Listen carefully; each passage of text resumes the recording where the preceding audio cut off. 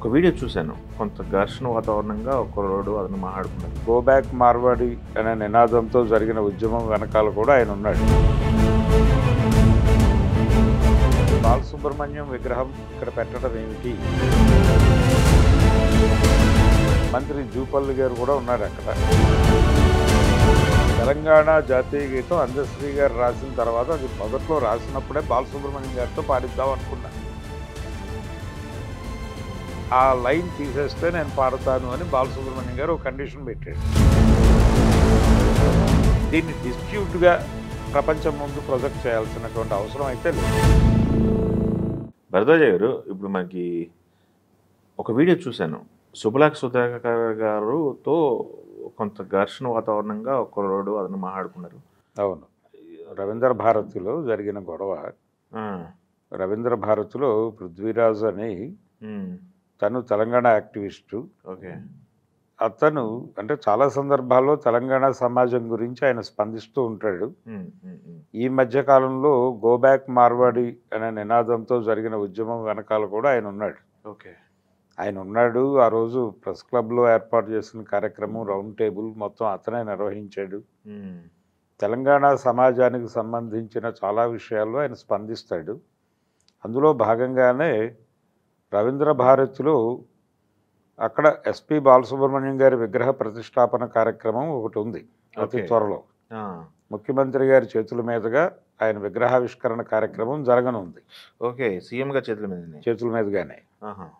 అయితే విగ్రహం వచ్చింది అక్కడికి, దాని మీద అది కప్పారు. ఆ రోజు ఫంక్షన్ రోజు అది తొలగిస్తారు.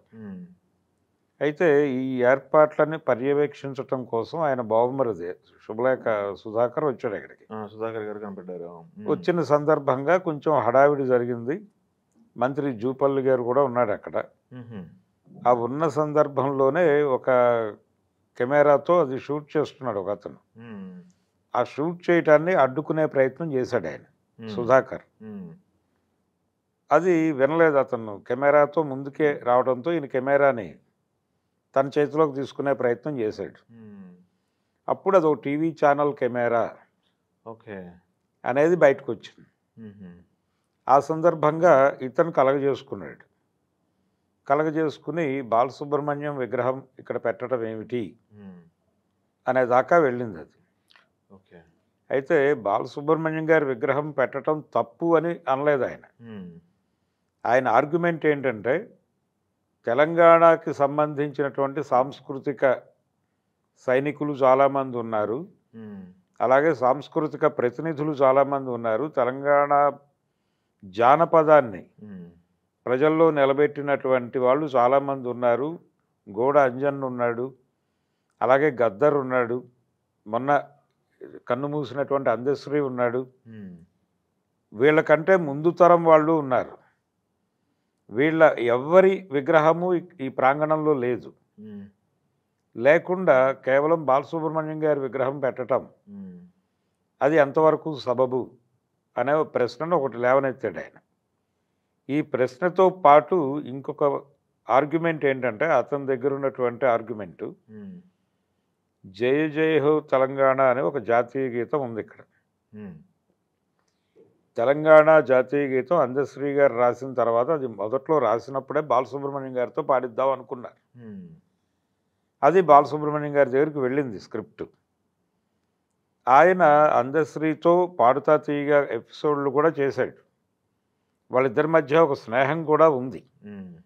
ఆ సందర్భంగా ఆయన అందులో ఒక వాక్యం పట్ల అభ్యంతరం చెప్పాడు. ఇది తీసేస్తే మనం రికార్డ్ చేసేద్దామని.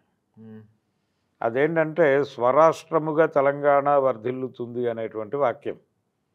అప్పటికింకా రాష్ట్రం ఏర్పడటము ఈ కార్యక్రమాలు ఏవీ జరగలేదు. ఏర్పడక ముందు సమైక్య రాష్ట్రంగా ఉన్న రోజుల్లో.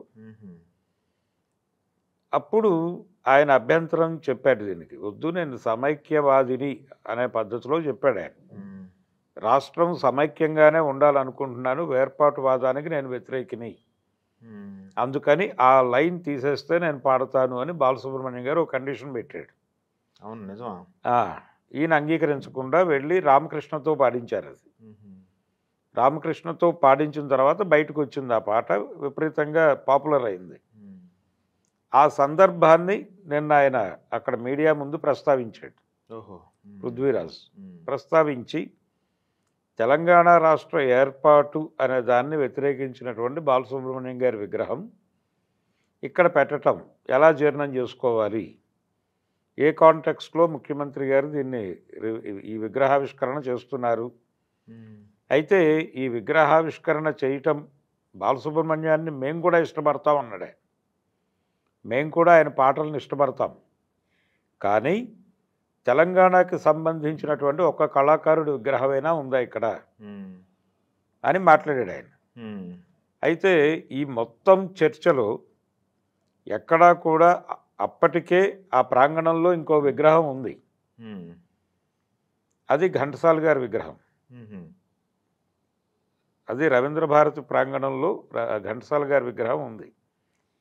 ఈ ఘంటసాల గారి విగ్రహాన్ని అక్కడ పెట్టింది, దాని నిర్మాణం, దానికైన ఖర్చు ఆ రోజున అంతా భరించింది బాలసుబ్రహ్మణ్యం గారు. ఓకే.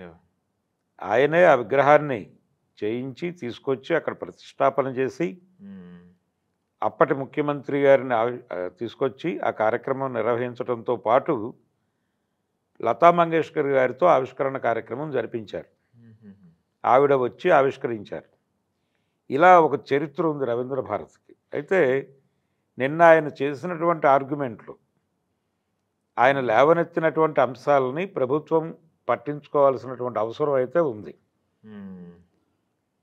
అంటే ఎస్పి బాలసుబ్రహ్మణ్యం గారి విగ్రహంతో పాటు అక్కడ గూడ అంజన్న, అలాగే అందశ్రీ, గద్దర్ వీళ్ళ విగ్రహాలు, వీళ్ళకంటే ముందు తరంలో ఉన్నటువంటి జానపద కళాకారుల విగ్రహాలు కూడా ఆ ప్రాంగణంలో పెడితే ఒక సమగ్రత వస్తుంది. ఓకే. అంటే రాష్ట్రాలుగా విడిపోయినప్పటికీ భాషా సాంస్కృతిక పరమైనటువంటి కొన్ని కొనసాగింపులు ఉన్నాయి, దాన్ని ఎక్నాలెడ్జ్ చేసినట్టు అవుతుంది. ఓకే. అందుకని అందరూ ఈ విషయం మాట్లాడితే ఇది వివాదం నుంచి పక్కకి వెళ్ళిపోతుంది. ఏది ఇప్పుడు ఆంధ్ర ప్రాంతపు కళాకారులు కూడా నిజమే, ఇది బాలసుబ్రహ్మణ్యం గారి విగ్రహం పెట్టడం ఎంత హర్షదాయకమో, అలాగే గూడ అంజన్న, అలాగే వీళ్ళ విగ్రహాలు కూడా, గద్దర్ వీళ్ళ విగ్రహాలు కూడా ఉంటే మరింత సమగ్రంగా ఉంటుంది అనే అభిప్రాయాన్ని వ్యక్తం చేస్తే ఈ వివాదం పక్కకి వెళ్ళిపోతుంది. ఓకే. అది జరగాలి. ఓకే. అది జరిగితే ఒక సాంస్కృతిక ఐక్యత వస్తుంది. ఓకే.